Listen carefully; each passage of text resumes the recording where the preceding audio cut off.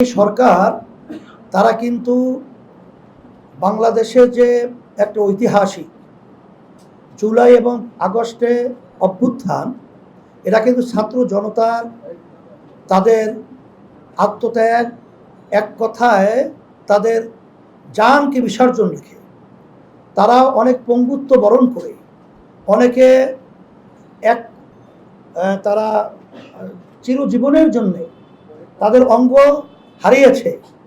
এই বিরাট অর্জনের ফসল হলো বর্তমানে অন্তর্বর্তীকালীন সরকার। এখানে তারা যে কোনো কাজ করবে, তাদের এটা দায়িত্ব কর্তব্য যে তাদের কাজটা যেন কোনো জনগণের মধ্যে এবং ছাত্র এবং জনতার যে অভ্যুত্থানের যে ফসলটা, এটা বিঘ্নিত না হয়, প্রশ্নবিদ্ধ না হয়। কিন্তু আমরা দুঃখের সাথে লক্ষ্য করছি যে তারা কিছু কার্যক্রম হয়তোবা কোনো ব্যক্তি স্বার্থের জন্যে অথবা কোনো তাদের ব্যক্তিগত সম্পর্কের বাস্তবতাই হিসাবে কিছু উপদেষ্টাদেরকে এইভাবে আসলে দেশ পরিচালনার দায়িত্বে নিছে বলে আমরা মনে করছি।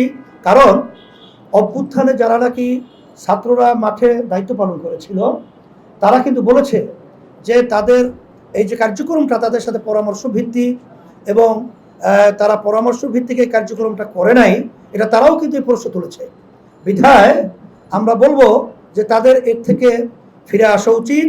যদি না আসে তাহলে আমরা বাধ্য হব যে বিতর্কিত উপদেষ্টা যারা আজকে মসনদে বসে আছে তাদেরকে ওখান থেকে যদি না তারা সরায়, তা আমরা পরবর্তী পর্যায়ে আমরা আলোচনার পরে আমরা কর্মসূচি দিতে বাধ্য হব।